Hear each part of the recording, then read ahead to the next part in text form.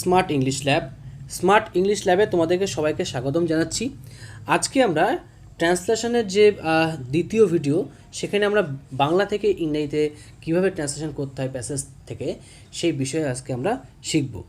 তো প্রথমে বলে রাখি, যারা নতুন আমার ভিডিও দেখছো তারা কিন্তু অবশ্যই সাবস্ক্রাইব করবে, শেয়ার করবে, লাইক করবে এবং পাশে থাকা যে বেল আইকনটা আছে সেটা কিন্তু অবশ্যই কিন্তু প্রেস করে রাখবে। ওকে, আর যারা পুরনো তারা কিন্তু অবশ্যই কিন্তু বেল আইকনটা কিন্তু প্রেস করে রাখবে, কারণ নোটিফিকেশন কিন্তু সবার আগে তোমাদের কাছে পৌঁছে যাবে যদি বেল আইকন প্রেস করা থাকে। তো এবার আমরা শুরু করি একটি প্যাসেজ থেকে কীভাবে আমরা ট্রান্সলেশনগুলো করব। দেখো, এখানে একটি আমি প্যাসেজ দিয়েছি। এই প্যাসেজটি রবীন্দ্রনাথ ঠাকুরের লেখা কাবুলিওয়ালা যে গল্প আছে সেখান থেকেই নেওয়া হয়েছে। তো এই প্যাসেজটিকে আমরা কিভাবে প্রত্যেকটা লাইন ধরে ধরে ট্রান্সলেশন করব এবং প্রত্যেকটা যে বাংলা সেন্টেন্স আছে বা বাক্য আছে, প্রত্যেকটা বাক্যের কত রকম স্টাইলে আমরা লিখতে পারি, ইংরেজি লিখতে পারি, সেই বিষয়ে আজকে আমরা ধারণা লাভ করব। তো প্রথম যে লাইনটা আছে সেটা কি? মিনি চলিয়া গেলে একটি গভীর দীর্ঘ নিঃশ্বাস ফেলিয়া রহমত মাটিতে বসিয়া পড়িল। তো এই বাক্যটাতে আমরা দেখতে পাচ্ছি দুজন ব্যক্তি আছে, একজন মিনি এবং অন্যজন হচ্ছে রহমত। এই দুজন ব্যক্তি তারা কিন্তু দুটো কাজ করছে। এক, মিনি সে চলে গেল, এটা একটা কাজ, এবং রহমত মাটিতে বসে পড়ল, এটা রহমতের কাজ। তো এইরকম যখন একাধিক সাবজেক্ট থাকবে এবং একাধিক তাদের যে ক্রিয়া থাকবে, সেই ক্রিয়াগুলোকে আমরা দেখব যে একটা কাজের পর একটা কাজ হচ্ছে কিনা। দেখো, এখানে মিনি চলে গেল, তারপর কিন্তু রহমত মাটিতে বসে পড়লো, অর্থাৎ একটা ঘটনা ঘটছে, তারপরে গিয়ে আরেকটা ঘটনা ঘটছে। এই ক্ষেত্রে আমরা কিন্তু সবসময় আমরা চেষ্টা করব হোয়েন দিয়ে করার, ঠিক আছে? এছাড়া হোয়েন ছাড়াও যদি আমরা কিছু অন্য কিছু ব্যবহার যে করা যায় সেটাও আমরা দেখে নেব। দেখো, প্রথমে লেখা আছে হোয়েন মিনি লেফট, অর্থাৎ চলে যাওয়া ইংরেজি হচ্ছে LEAVE, তার past form left. Okay, when Minnie left comma Rahmat sat down on the ground with a deep sigh. Rahmat বসে পড়লো, অর্থাৎ যে বসে পড়ল, যে কাজ করলো তার নামটা আমি প্রথমে দিয়েছি। পরের বাক্যে যেটা আছে রহমত স্যাট ডাউন, এখানে স্যাট অন দ্য গ্রাউন্ড বলতে পারো, ডাউনও বলতে পারো, পুরোটাই বলতে পারো। উইথ এ ডিপ সাই মানে কি? গভীর নিঃশ্বাসের সাথে। এখানে দীর্ঘ নিঃশ্বাস যে কথা, তার জন্য আমি সাই SIGS এবং গভীর এর জন্য আমি ব্যবহার করেছি ডিপ। এটা কিন্তু তোমরা শিখতে পারলে বা জানতে পারলে। তো হোয়েন ছাড়া আর কিভাবে বাক্যে ব্যবহার করা যেত দেখে নিই। দেখো, অ্যাজ সুন অ্যাজ দিয়ে কিন্তু ব্যবহার করা যায়, যেইমাত্র মিনি চলে গেল সেই মাত্র, অর্থাৎ একটা কাজের পর একটা কাজ ঘটলে আমরা কিন্তু অ্যাজ সুন অ্যাজ দিয়েও আমরা সেন্সটাকে ধরতে পারবো। সুতরাং তোমরা কিন্তু শুধু হোয়েন না, as soon as, no sooner, hardly, এই ব্যবহারগুলো কিন্তু অবশ্যই জানবে। আমি এর উপরে একটি ভিডিও দেব, সেই ভিডিওতে কিন্তু কীভাবে করতে হয় পুরো ডেসক্রাইব করা থাকবে। তো as soon as mini went away, আমি লেফটের জায়গায় এখানে ওয়েন্ট অ্যাওয়ে বলেছি, গো অ্যাওয়ের জায়গায় ওয়েন্ট অ্যাওয়ে ওয়েন্টটা ব্যবহার করেছি, কারণ এটা সিম্পল পাস্ট টেন্সে আছে। কারণ গল্প সবসময় সিম্পল পাস্ট টেন্সে করতে হয় এবং এটা একটা উদ্ধৃতাংশ হলেও সেটা কিন্তু একটা গল্পেরই অংশ। এবং এখানে টেন্স কিন্তু উল্লেখ আছে। দেখো, চলে গেল মানে কি? Past tense. বসে পড়লো, পড়ার সাথে ললেলাম আছে, অর্থাৎ ললেলাম ততেতাম থাকলে ক্রিয়ার সাথে, সেটি কিন্তু সবসময় পাস্ট টেন্সকেই নির্দেশ করে। তো এখানে কিন্তু তোমরা মিনি ওয়েন্ট অ্যাওয়ের জায়গায় লেফট কথা বলতে পারো, একই বিষয়। With a deep sigh Rahmat took a seat on the ground, অর্থাৎ গভীর নিঃশ্বাসের সাথে, যেটা আমার পরে ছিল, অর্থাৎ প্রিপোজিশন দিয়ে যেটাকে, যে অংশটা বাক্যে থাকে তাকে আমরা রিমেইনিং পার্ট বলি। এই রিমেইনিং পার্ট দিয়ে বাক্যের শুরুতেও ব্যবহার করা যাবে, আবার শেষেও ব্যবহার করা যাবে। Rahmat took a seat on the ground, এখানে যে স্যাটের জায়গায় আমি টুক এ সিট ব্যবহার করেছি, অর্থাৎ সে একটা আসন নিল গ্রাউন্ডের উপরে, এই ব্যাপারটা করেছি। তোমরা কিন্তু এখানে স্যাট ডাউনও করতে পারো, অর্থাৎ স্টাইলগুলো কিন্তু তোমরা কিন্তু বোঝার চেষ্টা করবে যে আমি কত রকমভাবে সেখানে একই বসার কথা বারবার ইউজ করছি, বা অন্যান্য যে ব্যবহারগুলো আছে সেগুলো কীভাবে আমি ইউজ করছি। এছাড়া কীভাবে করতে পারি আমরা? নো সুনার ডিড মিনি বা no sooner had Mini left, বা ওয়েন গান অ্যাওয়ে বা ওয়েন্ট অ্যাওয়ে বলতে পারি, গো অ্যাওয়ে বলবো। যখন যদি আমরা ডিড বসাই তাহলে বলবো গো অ্যাওয়ে, যদি লেফটের ব্যবহার করতে চাই তাহলে লিভ পড়বো, তখন কিন্তু লিভ হয়, যেহেতু আমরা প্রথমে নোশনের পরে ডিড দিয়েছি। এবার যদি হ্যাড থাকে তাহলে কিন্তু ওয়েন্ট অ্যাওয়ের জায়গায় আমরা গন অ্যাওয়ে করবো, অর্থাৎ ভিতরি করবো, এবং লেফটের ভিতরি ফর্ম ভিতরেই থাকবে। তারপর দ্যানে ডিপ সাই বা যেটা দ্যানে ডিপ সাই বলতে যে আমরা যে প্যাসেজটা আমরা দেখতে পাচ্ছি যে এখানে উইদে ডিপ সাই যে কথাটা আছে সেই কথাটা কিন্তু এখানে ব্যবহার করা যেতে পারে, ঠিক আছে। তো সেটা দিয়ে আমরা করতে পেরেছি, বা আমরা উপরে যেটা রহমত স্যাট ডাউন সেখান থেকে করতে পেরেছি, যে কোনো হোক না কেন সেটা কিন্তু আমরা ব্যবহার করব, ঠিক আছে। এরপরে আমরা পরের বাক্যে চলে আসি। সে হঠাৎ স্পষ্ট বুঝিতে পারিল তার মেয়েটি ইতিমধ্যে এইরূপ বড় হইয়াছে। হঠাৎ এবং স্পষ্ট এবং বুঝতে পারল, এই তিনটে শব্দ, এবং ইতিমধ্যে এই শব্দটা, এটাও কিন্তু আমরা দেখে নেব, ঠিক আছে। কিভাবে দেখে নেব চলো দেখে নিই। দেখো, হঠাৎ বলে যে কথাটা আছে সেটা একটা অ্যাডভার্ব, অর্থাৎ সময়কে নির্দেশ করছে, ওটা আমরা বাক্যের শুরুতে আমরা ব্যবহার করতে পারি। কীভাবে করব? হঠাৎ ইংরেজি কী? ইন নো টাইম, অর্থাৎ হঠাৎ, সাডেনলি, অল অ্যাট ওয়ান্স, এই তিনটে শব্দই কিন্তু হঠাৎের জন্য তোমরা ব্যবহার করতে পারবে, বা এই ব্যাপারটা তোমরা শিখলে। হি ক্লিয়ারলি, এখানে ক্লিয়ারলি বলতে কিন্তু স্পষ্ট বা উইদাউট ডাউট, কোনো সন্দেহ ছাড়া, বা সাসপিশন বা হেজিটেশন, অর্থাৎ উইদাউটের পরে আমরা ডাউট বসাতে পারি, সাসপিশন বসাতে পারি, বা হেজিটেশন বসাতে পারি, কোনো দ্বিধা ছাড়াই সে বুঝতে পারলো। এবার বুঝতে পারা ইংরেজি কি? বুঝতে পারা ইংরেজি হচ্ছে মেড আউট, অর্থাৎ মূল ফর্ম হচ্ছে মেক আউট, তার পাস্ট ফর্ম যেহেতু করতে তাই মেড আউট করলাম। আন্ডারস্টুড, রিয়ালাইজড, পারসিভড, ফেল্ট, এই এতগুলো কিন্তু শব্দ কিন্তু এই বুঝতে পারার ক্ষেত্রে কিন্তু ব্যবহার করা যেতে পারে, অর্থাৎ সে অনুধাবন করতে পারলো বা ফিল করতে পারলো, ঠিক আছে। দ্যাট, যে, কারণ এখানে সে হঠাৎ বুঝতে পারলো, এই বাক্যর সাথে সাথে আমি আর একটা বাক্য যুক্ত করছি, তাহার মেয়ে ইতিমধ্যে এরকম বড় হয়েছে যে কথাটা আছে, সেটা যুক্ত করতে গেলে আমাকে যে দিয়ে অর্থাৎ দ্যাট দিয়ে যুক্ত করতে হবে। সেক্ষেত্রে আমরা দ্যাট বসানোর পরে কী করলাম? দেখো লেখা আছে ইতিমধ্যে, অর্থাৎ ইতিমধ্যে ইংরেজি কি? মিন হোয়াইল, ঠিক আছে, বা by the spin of time, বা বাই কোর্স অফ টাইম, অর্থাৎ বাই দ্য স্পিনের পরে অফ টাইম বা কোর্স অফ টাইম যে কোনো একটা কিন্তু বসাতে পারো। His daughter had grown up, তার মেয়ে বড় হয়েছে। ইন সাচ ওয়ে, এইভাবে বা এই রূপে, বা লাইক দ্যাট বা লাইক মিনি, ঠিক আছে। আমি ইন সাচ ওয়ের জায়গায় আমরা লাইক দ্যাট বলতে পারি বা লাইক মিনি বলতে পারি, যে কোনো একটা কিন্তু আমরা ব্যবহার করতে পারি। তাহলে বুঝতে পারলে আমরা কিভাবে এই প্রত্যেকটা শব্দ এবং বাক্য যেটা ট্রান্সলেশনটা কিভাবে করতে হলো বা কীভাবে করা যেতে পারে সেই সম্বন্ধে কিন্তু আমরা ধারণা পেলাম। তোমরা কিন্তু পুরো ভিডিও দেখবে, পুরো ভিডিও দেখলে কিন্তু অবশ্যই বুঝতে পারবে যে একটি বাক্য না, একটি বাক্য ছাড়াও যে সেই বাক্যটাকে আমরা বিভিন্ন বাক্যে বিভিন্ন রকম স্টাইলে যেভাবে করা যেতে পারে সেই ধরনের কনসেপ্ট কিন্তু আমাদের মধ্যে আসতে পারে, বা আমরা গ্রহণ করতে পারবো বা শিখতে পারবো। এটা কিন্তু কেউ কিন্তু শেখায় না বা শেখানোর চেষ্টা করে না। এইভাবে কিন্তু আমাদের কিন্তু ওয়ার্ড স্টক বাড়ে, বা আমাদের লেখার যে স্টাইলটা সেটা কিন্তু চেঞ্জ করা যায়। এরপরে আমরা পরের লাইনটা দেখে নিই কী আছে। দেখো পরের লাইন দেখা আছে, তাহার সঙ্গে আবার নতুন করিয়া আলাপ করিতে হবে। এই যে কথাটা লেখা আছে একে যদি আমরা ইংলিশে ট্রান্সলেট করতে যাই, কি লাইনে আমরা লিখতে পারবো? He would have to make, দেখো করতে হবে, যেতে হবে, খেতে হবে, হ্যাভ টু, হ্যাজ টু, ঠিক আছে। তো এখানে হ্যাভ টু হ্যাজ টুর জায়গায় যেটা সেন্সটা আছে সেটা কিন্তু ফিউচার সেন্সে আছে, অর্থাৎ তাকে করতে হবে, সে এখনও করেনি, করে ফেলেনি, তাকে করতে হবে। তো এই সেন্সটার জন্য আমি একটা ভিডিও আগেই দিয়েছি, সেখানে কিন্তু তোমরা দেখে নিতে পারো। সেখানে কিন্তু বলা আছে যে shall will plus have to কিন্তু ব্যবহার করা যায় ফিউচারে কোনো কাজ করতে হবে, যেতে হবে, খেতে হবে, এরকম বোঝাতে। তো যেহেতু এটা পাস্ট টেন্স তাই আমরা শ্যাল উইলের জায়গায় আমরা এখানে উডের ব্যবহার করব, ঠিক আছে। He would have to make a new introduction with হার।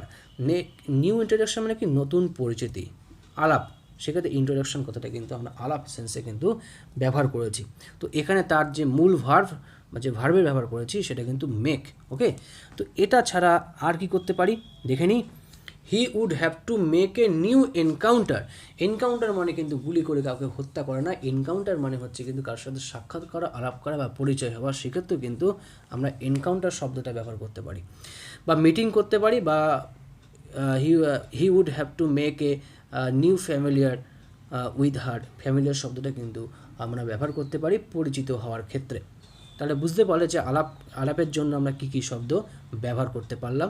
এইগুলো কিন্তু প্রত্যেকটা কিন্তু এভাবে নোট ডাউন করবে, তাহলে কিন্তু তোমাদের লেখার স্টাইল কিন্তু অবশ্যই চেঞ্জ হবে। আমরা এবার পরের লাইনে চলে আসি। দেখো পরের লাইনটি দেওয়া আছে, তাহাকে ঠিক পূর্বের মতন তেমনটি পাইবে না। কে পাবে না? দেখো এখানে যে কথা বলছে, অর্থাৎ যাকে নিয়ে কথা হচ্ছে, অর্থাৎ কাবুলিওয়ালা তার মেয়েকে পাবে না, কিন্তু কাবুলের নামটা কিন্তু এখানে উল্লেখ করা নেই। উল্লেখ না থাকলেও কিন্তু তোমাকে কিন্তু সাবজেক্ট আকারে একজনকে আনতেই হবে, আনবে, অ্যাক্টিভে করবে, ঠিক আছে। সবসময় যে বাক্যে সাবজেক্ট থাকবে, দেওয়া থাকবে, কে পাবে না সেটা কিন্তু দেওয়া নেই, তা সত্ত্বেও কিন্তু আমরা কিন্তু সাবজেক্টটা হি আনবো। এখন পাইবে না, দেখো এটা ফিউচার টেন্স আর নেগেটিভ সেন্স দেওয়া আছে। তো তোমাদের মনে হতে পারে শ্যাল উইলতে বসালে তো হয়ে যাবে, এটা কিন্তু প্রথমেই ভুল। সবসময় কিন্তু এখানে শ্যাল উইলে পাস্ট ফর্ম, অর্থাৎ ন্যারেশনে যেভাবে আমরা শ্যাল উইলে পাস্ট ফর্ম উড করতাম, সেই উডের ব্যবহার কিন্তু আমরা এখানে করবো। কীভাবে করবো দেখে নিই। He would fail to find, he would fail মানে সে ব্যর্থ হবে, হি উড ফেইল মানে সে ব্যর্থ হবে টু ফাইন্ড খুঁজে পেতে। এটা কিন্তু স্টাইলটা কিন্তু মনে রাখবে লাইনটা, কোনো কিছু ব্যর্থ হওয়া, ফেইল টু ফাইন্ড এরকম কিছু হতে পারে, ওকে। বা he would be unable to find her like before, সে তাকে এইভাবে আর পূর্বের মতন খুঁজে পাবে না। অর্থাৎ এখানে আমরা আনাবেল বা অ্যাবেলের যে ব্যবহার সেটাও কিন্তু শিখলাম। অ্যাবেল বা আনাবেল যখন ব্যবহার করা হয় তখন তার আগে কিন্তু অবশ্যই একটা বি ভার্ব ব্যবহার করা হবে। তো যেহেতু অতীত সেন্স, তাই শ্যালোয়ের জায়গায় আমরা উড ব্যবহার করেছি, বাকিটুকু কিন্তু যেমন ছিল তেমনই হয়েছে। এটা আর কোনভাবে লেখা যেতে পারে সেটা দেখে নিই। He would find a difference, সে একটা পার্থক্য খুঁজে পাবে, ইন হার তার মধ্যে, what she was not before যেটা সে আগে পূর্বে ছিল না। অর্থাৎ সে পূর্বে যেটা ছিল না তার, সেটা কিন্তু সেই পার্থক্যটা কিন্তু তাকে এবার খুঁজে পাবে তার মধ্যে। এই স্টাইলটাও কিন্তু আমরা ঠিক তার পুরো মতো পাইবে না, সেই সেন্সেও কিন্তু আমরা এখানে ব্যবহার করতে পারি। অর্থাৎ দেখতেই পাচ্ছ একটা বাক্যের কত রকমভাবে প্রেজেন্টেশন দেওয়া যেতে পারে। এরপরে আমরা পরের বাক্যটা শব্দ দেখে নিই কীভাবে করবো। She would not be the same, সে হবে না একই রকম, অ্যাজ শি ওয়াজ বিফোর যেমন সে আগে ছিল, ঠিক আছে। সে যেমন আগে যেমন ছিল সেরকমই থাকবে না। এখানে শিটাকে নিয়ে এসেছি, অর্থাৎ তার মেয়েকেই কিন্তু আমরা এখানে নিয়ে এসেছি। এখানে আমরা হি নিয়ে আসি, অর্থাৎ তাকে নিয়ে আমরা এখানে যেন মূল সাবজেক্ট আকারে এখানে বসানোর চেষ্টা করেছি। এটাও কিন্তু করা যেতে পারে, কোনো সমস্যা নেই, ওকে। এরপরে আমরা পরের বাংলা বাক্যটা দেখে নিই। এই 8 বছরে তার কি হইয়াছে তাই বা কে জানে। দেখো এটা প্রশ্নবোধক বাক্য, তো আমাদের ব্যবহারটা কিন্তু অবশ্যই প্রশ্নবোধক আকারেই রাখতে হবে, কিন্তু এটা ক্লজের মধ্যে আছে। তো কে জানে যে এরকম এই 8 বছরে তার কী হয়েছে, এই যে সেন্সটা, এটাই কিন্তু যেহেতু মুখ্য, সেক্ষেত্রে আমরা কিন্তু তাই বা কে জানে এই সেন্সটা কিন্তু আগে নিয়ে বসানোর চেষ্টা করবো। দেখো কত রকমভাবে হচ্ছে। It was beyond of any one's thinking, এটা যে কোনো একজনের চিন্তাভাবনার ঊর্ধ্বে বা ইমাজিনেশন কল্পনার ঊর্ধ্বে, that how she changed her self within this 8 years, এই 8 বছরের মধ্যে সে নিজেকে কীভাবে পরিবর্তন করেছে। অর্থাৎ এই 8 বছরে তার কী পরিবর্তন আছে, পরিবর্তনটা সে নিজেই করেছে, এমন সেন্সে কিন্তু ব্যবহার করা যেতে পারে। অর্থাৎ সে নিজেই নিজেকে পরিবর্তন করে ফেলেছে। বাট এখানে আমরা যদি বলে হোয়াট চেঞ্জেস কেম, এইটা কিন্তু আমরা পরের স্টাডি কিন্তু আমরা দেখতে পারবো, ঠিক আছে। দেখো এখানে একটা সুন্দর একটা ব্যবহার করেছি, 8 years, 8 years মানে 8টা বছর, এখানে কিন্তু 8 স্প্রিংস কথা বলতে পারো। অর্থাৎ বছর কিন্তু শেষ হয় স্প্রিং দিয়ে, হ্যাঁ। তো সেক্ষেত্রে স্প্রিং শব্দটা কিন্তু লিটারেরি ভাষায় বা লিটারেচারে কিন্তু খুব ইউজ করা হয়। এখানে স্প্রিং বলতে কিন্তু ইয়ারকেই নির্দেশ করছে, স্প্রিং বলতে কিন্তু কোনো বসন্তকালকে নির্দেশ করছে না, ঠিক আছে। 8 স্প্রিং, তার সে 10টা বসন্ত পেরিয়ে এসছে বা 11টা বসন্ত পেরিয়ে এসছে, এরকম বাংলা থাকে না, সেইগুলো কিন্তু স্প্রিং শব্দটা সেই সময় বা ইয়ারকে, বছরকে নির্দেশ করে। পরের লাইনটা দেখিনি আমরা। নোবডি নিউ, কেউ জানে না, how many changes came to her, কত রকম পরিবর্তন তার মধ্যে এসছে কেউ জানে না। অর্থাৎ প্রশ্নবোধক বাক্য কোশ্চেন বা আকারে আছে, তা সত্ত্বেও কিন্তু আমরা কিন্তু এটাকে আমরা দেখতে পাচ্ছি সাধারণ বাক্যের মধ্যে কিন্তু আমরা ফেলেছি। অর্থাৎ সেন্স যা আছে সেভাবে কিন্তু সে সবসময় মেনটেন করতে হবে, এটা কিন্তু সম্ভব না, বা না করলেও কিন্তু কোনো সমস্যা নেই। কিন্তু প্রথম তোমাদের ভাবতে হবে যে প্যাসেজটা দেবে সেটা কিন্তু একদম টু দ্য পয়েন্ট লেখা যায় না বা করা উচিত না। সবসময় করতেই হবে, এর কোনো মানে নেই। তুমি সেন্সটাকে ঠিক রাখো, তুমি নিজের মতন করে সাজিয়ে লেখো, এটা কিন্তু তারা কিন্তু সবসময় দেখার চেষ্টা করে। দেখো আমি আর একটা ব্যবহার দিয়েছি, any one could hardly think, পারবে না অর্থাৎ নেগেটিভ কথা অর্থে কিন্তু নটের জায়গায় কিন্তু আমরা হার্ডলি ব্যবহার করেছি। উপরে যেহেতু নোবডি দিয়েছি তাই ওখানে আর কোনো নট ব্যবহার করিনি, কিন্তু পরের বাক্যে যেহেতু ওয়ান দিয়েছি, ওয়ান থাকলে সেখানে হার্ডলি ব্যবহার কিন্তু করাই যেতে পারে, অর্থাৎ কেউ চিন্তা করতে পারবে না, ইমাজিন করতে পারবে না। হ্যাঁ, কুডের পরে কিন্তু এখানে থিঙ্ক বা ইমাজিন ডুভার আকারে আছে। এই জিনিসটা কিন্তু মনে রাখবে, চিন্তা করা বা জানা বলতে এখানে চিন্তা করা নো হতে পারে, থিঙ্ক হতে পারে, ইমাজিন হতে, কল্পনা করা। কেউ জানে না, কল্পনা করতে পারে না, সেই সেন্সটা কিন্তু এখানে আছে। What change came to her, এখানে আমি সিঙ্গুলার রূপে দিয়েছি, হোয়াট চেঞ্জ দিয়েছি, তোমার চেঞ্জেস দিতে পারো, কোনো সমস্যা নেই। তার কাছে কী কী পরিবর্তন সেটা কেউ জানে না। পরে একটা দেখেছি কি আছে, হু এলস, আর কেউ, এলস মানে আর কে নিউ জানে, how many changes she got within this 8 spells of years. এই 8টা স্পেল মানে কি, স্পেল মানে কিন্তু পরিবর্তন, ঠিক আছে। স্পেল অফ, এটা কিন্তু টাইমের ক্ষেত্রে কিন্তু স্পেল শব্দটা ব্যবহার হয়, এই স্টাইলটা কিন্তু অবশ্যই মনে রাখবে। 8টা বছরের যে পরিবর্তন হয়েছে, সেই 8টা বছরের মধ্যে তার যা পরিবর্তন হয়েছে সেটা আর কে জানে, সেক্ষেত্রে কিন্তু হু এলস শব্দ দিতে কিন্তু আমি ব্যবহার করেছি। এটা কিন্তু তোমরা প্রশ্নবোধক আকারেই কিন্তু এখানে রাখা আছে, সেটা কিন্তু বুঝতে পারবে। ওকে, তো একটা লাইন দেখো, আমি 4টে স্টাইলে লিখেছি, এতগুলো স্টাইলে কিন্তু লেখা যেতে পারে, শুধু থিঙ্কিংটা তোমাকে সেইভাবেই করতে হবে। পরের প্যাসেজটা আমরা দেখে নিই কী লেখা আছে। সকালবেলা শরতের স্নিগ্ধ রৌদ্র কিরণ এর মধ্যে সানাই বাজিতে লাগিল। রহমত কলিকাতার এক গলির মধ্যে বসিয়া আফগানিস্তানের এক মরু পর্বতের দৃশ্য দেখিতে লাগল। দেখো এই প্যাসেজটাও তখনই আছে, দেখো সকালবেলা শরতের স্নিগ্ধ রৌদ্র কিরণ, কিরণ মানে সানশাইন, ঠিক আছে। আমরা রৌদ্র কিরণটাকে একসাথে নেব সানশাইনভাবে। স্নিগ্ধ মানে কি, প্লিজেন্ট, স্নিগ্ধ মানে প্লিজেন্ট বা যেটাকে বাংলায় মনোরম বলা হয় বা জেন্টেল বলতে পারো। সানাই বাজতে লাগলো। রহমত কলিকাতার এক গলির মধ্যে বসিয়া আফগানিস্তানের এক মরু পর্বতের দৃশ্য দেখিতে লাগলো। দেখো কলকাতায় বসে তো কখনো আফগানিস্তানের মরু পর্বতের দৃশ্য দেখা যায় না, দেখা যায় কি, কখনো দেখা যায় না। তা টিভিতে দেখছে না, তখন টিভি ছিল না, এটা কাল্পনিক একটা। তা বুঝেই নিতে হবে রহমত যে কলকাতায় বসে যে দৃশ্য দেখছে ওটা কল্পনা করছে বা স্বপ্ন দেখছে। এই কল্পনা বা স্বপ্ন, এই সেন্সটা কিন্তু এখানে দেখার মধ্যে আছে, এখানে কিন্তু ভিউইং হবে না বা সাইটিং হবে না, ঠিক আছে। এই কথাটা কিন্তু তোমাকে কিন্তু বুঝতে হবে। অর্থাৎ বাংলার মধ্যে কিন্তু অনেক কিন্তু পড়ে বুঝতে হয়, সেটা আদৌ কি আমরা সি ব্যবহার করব না ড্রিম ব্যবহার করব না ইমাজিন ব্যবহার করব, এটা কিন্তু তোমাকে কিন্তু বুঝে নিতে হবে। আমি আশা করি তোমাদেরকে বোঝাতে পেরেছি যে কলকাতায় বসে কখনোই আফগানিস্তানের পর্বতের দৃশ্য দেখা যায় না। কোথায় আফগানিস্তান আর কোথায় কলকাতা, তো এখানে দৃশ্য দেখা বলতে কি, সাধারণ দেখা তো হবে না, তাহলে কী হবে, স্বপ্ন দেখা বা কল্পনা করা, এই সেন্সটা কিন্তু হতে পারে। তো দেখি আমরা কীভাবে ব্যবহার করব। In the morning of early autumn within pleasant Sunshine while the Sanai continued playing, বাজিতে লাগলো মানে কি, বাজতে লাগলো অর্থাৎ সে চলছিল, ওয়াজ প্লেইং বলতে পারি, সানাই ওয়াজ প্লেইং। তো এখানে ওয়াজ প্লেইংয়ের জায়গায় আমরা একটা স্টাইল শিখব, কন্টিনিউ প্লাস ভার্বের সাথে আইএনজি, অর্থাৎ কোনো কিছু চলতে থাকা এরকম বোঝাতে কন্টিনিউ প্লাস ভার্বের সাথে আইএনজি, এটা কিন্তু আমরা শিখলাম। Okay, sitting in a lane of a Kolkata, sitting মানে বসিয়া, রহমত কলকাতার এক গলির মধ্যে বসিয়া, দেখো ইয়া, আমি আগের যে ট্রান্সলেশনের ভিডিওতে সেখানে বলেছিলাম ইয়া থাকলে সেক্ষেত্রে প্রথম যে ক্রিয়া থাকে যার সাথে ইয়া আছে, প্রথমে দেখো বসে আছে তারপরে দেখতে লাগলো, এরকম থাকলে সিম্পল সেন্টেন্স করতে গেলে সেই ভার্বটার সাথে আইএনজি যুক্ত করে প্রথমেই বসাতে হবে। অর্থাৎ sitting in a lane of Kolkata Rahmat was visualising, dreaming, imagining the sight বা scenery of a desert mountain of Afghanistan. ঠিক আছে, এখানে যে ভিজুয়ালাইজিং, ড্রিমিং বা ইমাজিনিং যে শব্দটা ব্যবহার করেছি সেগুলো কিন্তু কল্পনা অর্থে।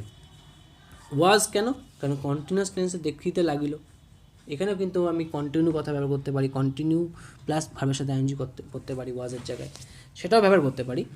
আর দৃশ্য বলতে এখানে দৃশ্যের যে ইংরেজি এখানে দুটো দিয়েছি, সাইট SITE বা সিনারি, ঠিক আছে, সাইট বা সিনারি, এখানে কোনো ভিউও বলতে পারো, দ্য ভিউ অফ, ভিউটা কিন্তু আমরা ব্যবহার করতে কি বিভিন্ন জায়গায়, VIEW এটাও কিন্তু ব্যবহার করা যেতে পারে, of a desert mountain of Afghanistan. তাহলে বুঝতে পারলে যে কিভাবে আমরা এই বাংলার থেকে আমরা সুন্দর করে আস্তে আস্তে করে প্রত্যেকটাকে যে স্প্লিট করে আমরা সাজিয়ে লিখতে পারছি বা পারলাম। এবার আমরা আর একটা লাইন দেখে নিই। দেখো, যেহেতু রহমত এখানে বসে বসে মানে কলকাতায় বসে বসে আফগানিস্তানের দৃশ্য দেখছে, মানে এটা কল্পনা করছে, তো এটা কাল্পনিক অর্থাৎ ইমাজিনারি উইশ, সেই সেন্সে আমরা যেতে পারি। অ্যাজ ইফ যেন Rahmat were enjoying the sight view scenery of a desert mountain of Afghanistan. As if মানে যেন তিনি রহমত দেখতে পাচ্ছে, ঠিক আছে, দেখতে পাচ্ছে। এখানে কি আর একটা ব্যবহার আমরা করতে পারি, was being able to see. Was being দেখতে পাচ্ছিল, তো সক্ষম হচ্ছিল, was being able to enjoy বা সি বলতে এখানে সি ব্যবহার করবো না, বা ড্রিম ব্যবহার করতে পারি, বা সি যে কোনো একটা তোমরা ব্যবহার করতে পারো। The sight view scenery of a desert mountain of Afghanistan. এবার আমরা আর একটি প্যাসেজ আমরা দেখে নিই, যেটা আমাদের লাস্টের দিকে ছিল। সেটা কি, আমি একখানি নোট লইয়া তাহাকে দিলাম। আমি বলতে যিনি এখানে রাইটার, ঠিক আছে। তো বললাম, রহমত তুমি দেশে তোমার মেয়ের কাছে ফিরিয়া যাও, তোমাদের মিলন সুখে মিনির কল্যাণ হোক। এই যে কথাটা আমরা দেখতে পাচ্ছি, সেখানে কিন্তু আমরা কী করে বুঝবো,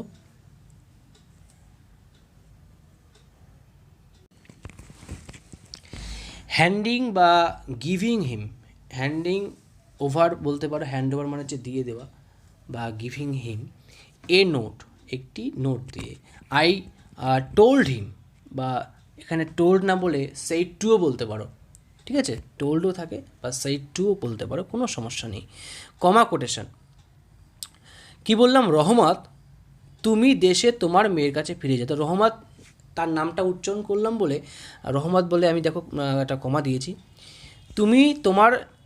তুমি দেশে তোমার মেয়ের কাছে ফিরিয়ে যাও, মানে তুমি বরং তোমার দেশের মেয়ের কাছে ফিরে যাও, এটা সেন্স থাকে। বরং কথাটা নেই, মানে অর্থাৎ সবসময় যে দেয়া থাকবে বাংলা বাক্যে, এটা কিন্তু কখনোই ধরে নেওয়া যাবে না, তোমাকে পড়েই বুঝতে হবে এখানে এর ব্যবহার করা যেতে পারে। সুতরাং এখানে বরংয়ের জন্য আমি কী ব্যবহার করেছি, দেখো হ্যাড বেটার ব্যবহার করেছি। অর্থাৎ বরং কথা থাকলে হ্যাড বেটার বা would rather, you had better বা উড রেদার, এটা কিন্তু পাস্ট টেন্স না, এটা কিন্তু প্রেজেন্টেরই ব্যবহার। অর্থাৎ কোটেশনের মধ্যে কিন্তু আমরা প্রেজেন্ট টেন্সে ব্যবহার করতে পারছি। হ্যাড মানে কিন্তু পাস্ট টেন্স না, বা উড মানে কিন্তু পাস্ট টেন্স না, এটা একটা ফ্রেজ। ওকে, তো এই ফ্রেজগুলো কিন্তু সবসময় বরং কথা থাকলে ব্যবহার করতে হয়। গো টু ইউর ডটার, তোমার মেয়ের কাছে ফিরে যাও। তারপরে কী লেখা আছে দেখো, তোমাদের মিলন সুখে মিনির কল্যাণ। অর্থাৎ তোমরা যখন এক জায়গায় মিলিত হবে, ইউনিয়ন হবে, তখন তাতেই যেন আমার মিনি কল্যাণ হোক, মানে কল্যাণ হোক। এটা কি, এটা অপটেটিভ বাক্য না, ইচ্ছা বা প্রার্থনামূলক বাক্য। তো ইচ্ছা বা প্রার্থনামূলক বাক্য শুরু হয় কী দিয়ে, মে দিয়ে শুরু হয়, তো সেটাই কিন্তু আমি দেখো করেছি।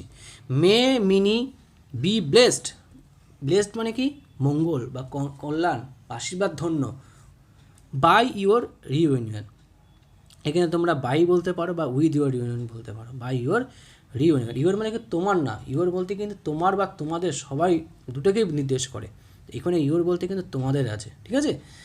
বা এটা কীভাবে বলতে পারো, may Minnie be prosperous, may Minnie be prosperous with your reunion, বা মে মিনি প্রসপেরাস, প্রসপেরাস মানে কি সমৃদ্ধশালী বা কল্যাণ, সেটাও কিন্তু আমরা প্রসপেরাস শব্দটা জানতে পারলাম যে ব্লেসড বা প্রসপেরাস দুটো কল্যাণ অর্থে বা সমৃদ্ধশালী অর্থে বা উন্নতির ক্ষেত্রে কিন্তু ব্যবহার করা যায়। ওকে, তো পরে যেটা লাইন আমরা দেখে নিই আর একটা, মে ইউর রিইউনিয়ন প্রসপার। দেখো এখানে প্রসপার বা ব্রিং গুড ফরচুন, সেটা কিন্তু ডু ভার্ব আকারে আছে ব্রিংটা। তোমাদের যে রিইউনিয়ন সেটা কি করতে পারে, সমৃদ্ধশালী করতে পারে। ব্রিং গুড ফরচুন বা লাক, ফরচুন বা লাক দুটোই বলতে পারো। প্রসপারিটি টু বা ব্লেস মিনি, ঠিক আছে।